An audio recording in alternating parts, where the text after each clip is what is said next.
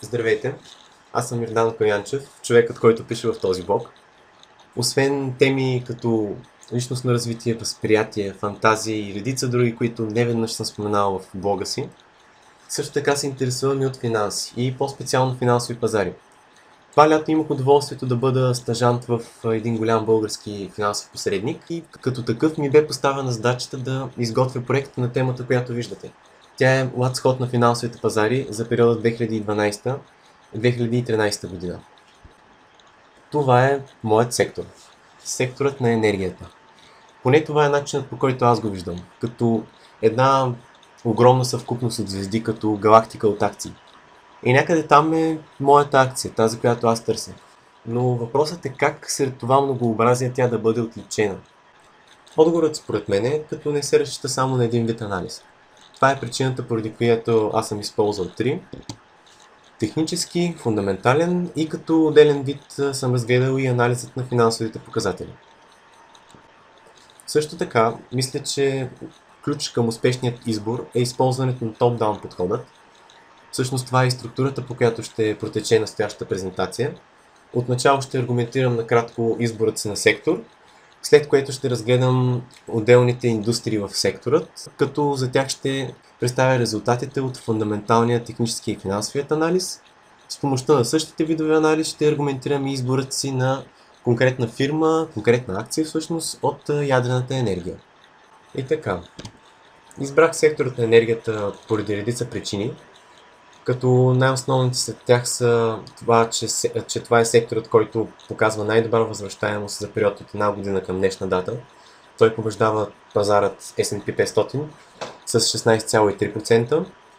Също той се представя много добре и в по-дългосрочни план. Освен това, това е сектор, който е подкрепен от много силен фундаментален фактор в лицето на непрекъснатия ръст на търсене на енергия. До 2030 година се очаква потреблението на енергията да нарасне с 40%, като най-осезаемо това ще бъде в Азия, нейн е зеления дял на графиката долу в дясно. На следващото място ще разгледам отделните индустрии, като ще започна с техническият анализ, но преди това искам да направя едно уточнение. За всеки един от видовете анализи ще представя единствено резултатите. Те ще са визуализирани под формата на стълбове, каквито виждате в горната част на екрана.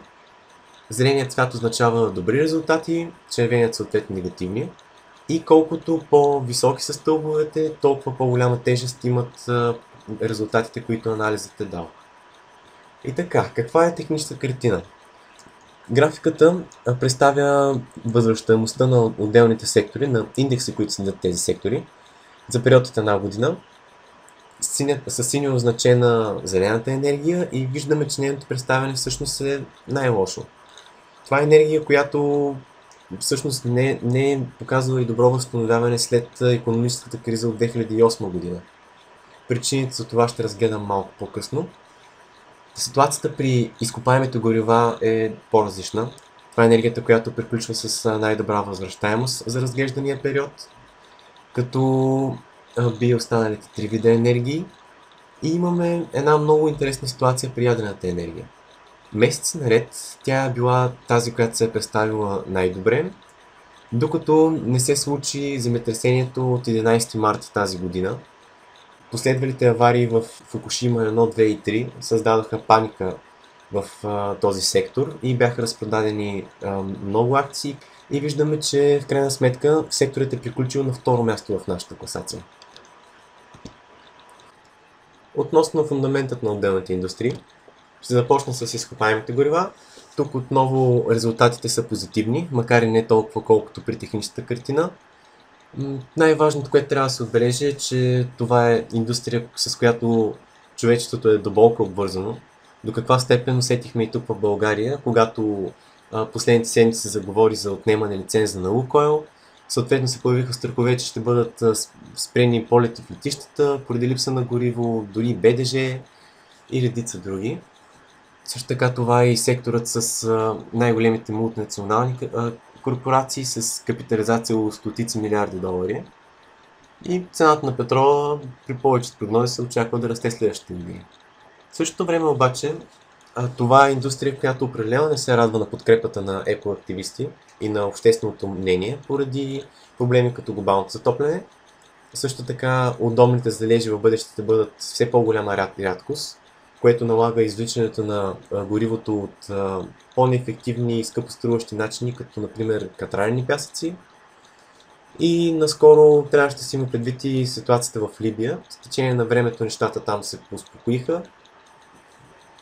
Относно зелената енергия, тук фундаментът е слабо позитивен.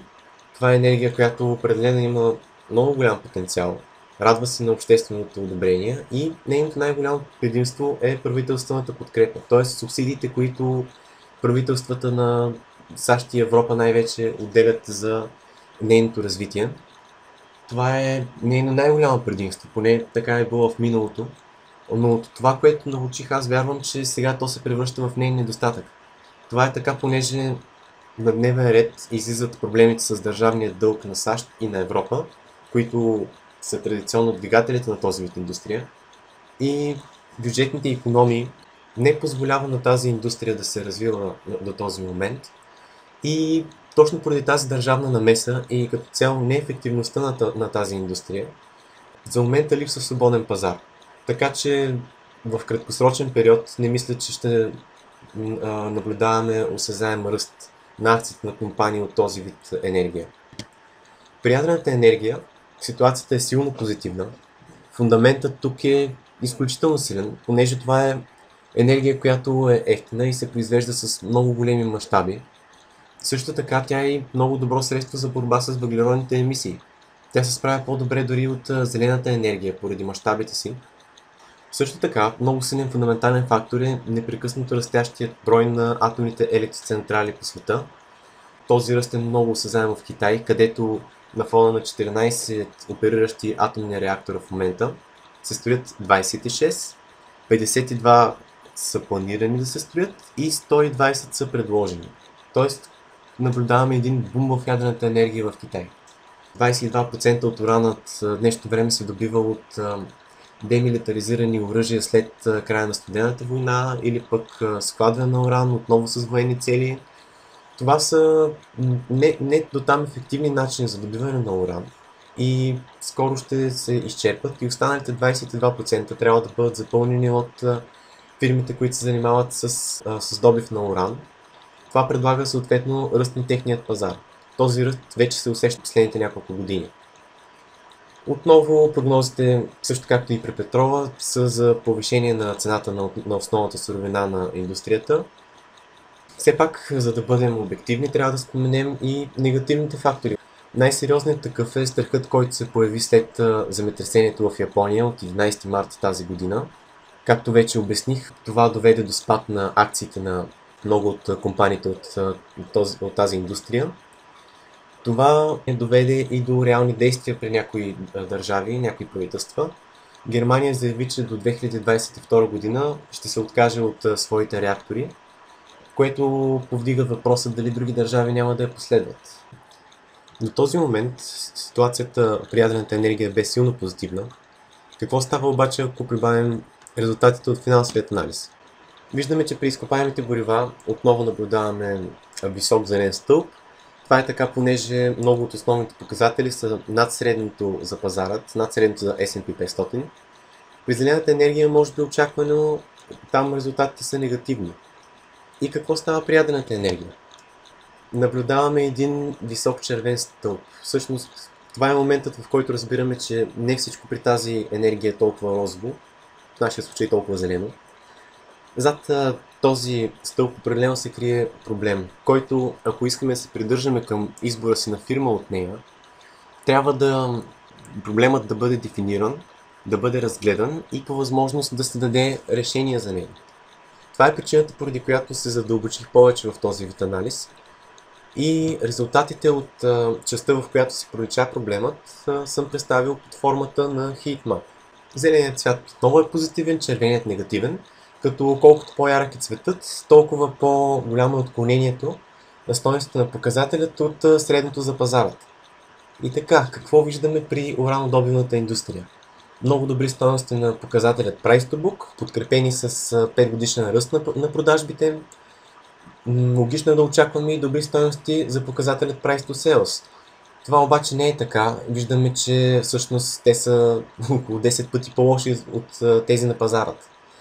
Това означава, че проблем наистина има.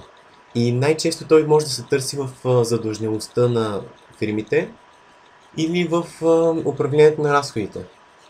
В четвъртата колонка са разгледани стойностите на показателят Current Ratio и виждаме, че при уранодобивната индустрия те са много добри. Това ще рече, че тази индустрия няма проблем с посрещането на своите краткосрочни задължения. Тоест проблемът тук не трябва да се търси в задлъжнялостта. Как стоят нещата при управлението на разходите? Ако разгледаме три от показателите за печалбите, виждаме, че колкото повече се придвижваме от брутна към нетна печалба, т.е. колкото по-изчистена става тя от различни фактори като амортизация, преоценка и различни такси, толкова повече се влошава този показател. Това ще рече, че наистина съществува проблем при управлението на разходите. И най-логично е, ако искаме да купим акция от тази индустрия, да потърсим фирма, която се е справила с този проблем, която е по-стабилна от останалите и се представя много по-добре от своя сектор. Такава фирма има. Моля, насочете вниманието си в жълтия кръг. Какво става, ако заместим данните за индустрията с тези на компанията Cameco? Виждаме, че проблемът тук не съществува и колкото повече се приближаваме към нетна печалба, толкова по-добри стават стойности на показателите. Именно тези обнадеждаващи резултати от финансовият анализ на компанията ме подтикнаха да направя и останалите два вида анализ, за да съм сигурен, че изборът на нейната акция ще бъде добър. Как стоят нещата при фундаментът на Cameco? Всъщност тук получих и обяснения защо Cameco се справя толкова добре с управлението на своите разходи. Причината е в концесия на една уникална мина на MC Arthur в Канада. Това е мина, която има съдържание на уран в рудата си от 15%, около 15%. Средното за индустрията е 0,1%. И тази мина е прецедент, т.е. имаме от една страна Cameco с руда 15% и нейните конкуренти с 0,1%. Това при равни други условия означава, че Cameco има възможност да оперира стотици пъти по-ефективно. И това се видя от анализът на финансовите показатели. Освен това, Cameco е стъпила отскоро и на азиатският пазар. През 2010 година е подписан договор между нея и Chinese National Nuclear Corporation, която е един от най-големите строители на реактори в Китай. Според този договор, именно уранът на Cameco ще захранва 10 и дори повече от реакторите, които се строят в момента. Това няма да представлява особен проблем за Cameco по отношение на логистичните разходи, тъй като тя има стратегически позиции в мината Инкай в Казахстан, а както знаем, Казахстан и Китай са съседни държави. Как стоят нещата с техническата картина на Cameco? Това е нейната графика към 6 август. Виждаме един ценови тунел, който представлява възстановяването след кризата, който наскоро бе пробит, като този пробив най-вероятно няма да се окаже фалшив.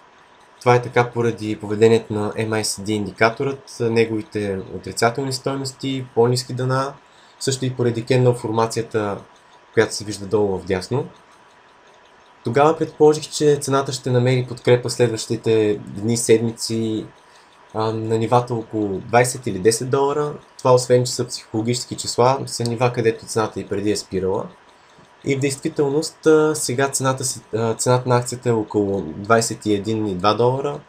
Тя се отрази от нивото 20 долара.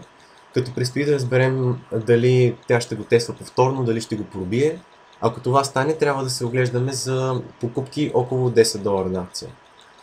Но тъй като спадът след земетресението в Япония наистина се оказа доста силен, вижда си големият гап, който има акцията тогава, препоръката ми е наистина да се изчака формирането на стабилно дъно, може би дори формирането на възходящ тренд и тогава да се извършват покупки. Ще завърша с кратко обобщение на казаното до тук. Имаме една индустрия, която в началото на 2011 година, а и месеците преди това, показва един много добър ръст, представя се по-добре от останалите индустрии в сектора, но се случват събитията от 11 март и акциите от този сектор губят много голяма част от стойността си. Правим фундаментален анализ на индустрията. Виждаме, че тя има много добро бъдеще, много силни фундаментални фактори, след което виждаме какви са резултатите от финансовият анализ. Тук откриваме проблемът с лошото управление на разходите. Това ни кара да потиснем своят риск апетит и да изберем фирма, която се е справила с този проблем, която е от повече време на пазара. Такава фирма намираме в лицето на Cameco, която има ключово предимство със своята мина. Също така е стъпила на китайският пазар, който по редица причини се определя като най-атрактивният за развитието на тази индустрия. И като цяло имаме правото да бъдем бичи настроени за нейната акция. Но какво означава това за нас? На първо място, че ще се наложи да се изчака. Акцията все още не е ясно кога ще достигне своите най-ниски стойности и е твърде рисково да се купува сега. Дори когато това стане, поради причини, които вече обясних, цялата ситуация ще бъде високо рискова. Ако акцията възстанови стойностите си от преди 11 март, преди земетресението, това ще означава доходност от 300, дори може би и 400%. Но със същата лекота могат да се постигнат и загуби с подобни цифри. И на последно място, тъй като повечето позитивни фактори за индустрията бяха от фундаменталният анализ, моята препоръка е част от позициите да се задържат и след разглеждания период в тази презентация 2012-2013 година, понеже аз виждам достатъчно причини да се счита, че индустрията ще расте следващите не просто 2 или 3 години, а 5, дори 10 години. С това моята презентация приключва.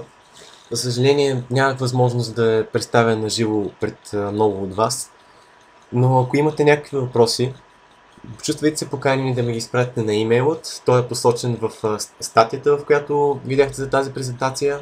Ще се постарая да отговоря на тях. Искам да ви благодаря за това, че гледахте този клип. И това е. Ето ви няколко примерни теми за въпроси. В случай, че наистина съм успял да подбудя интерес у вас към тази тема. Може да поговорим как дългът на страните от Европа и на САЩ се отразява на зелената енергия. Може да поговорим и за подкрепата, която ядрената енергия получава след събитията от 11 март, как се отразило това на общественото мнение.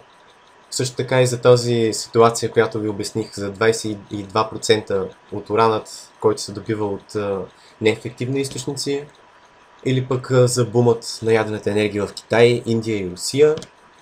Защо не и за климатичните промени, за това как ядрената енергия може да помогне на страните, които най-много замърсяват, САЩ, Китай и Русия. Също така колко по-сигурна е станала енергията в последните години. И разбира се, това бяха само някои примерни теми. За каквото и да пожелаете да питате, аз с най-голямо удоволствие ще се постарая да ви отговоря. Благодаря ви още веднъж.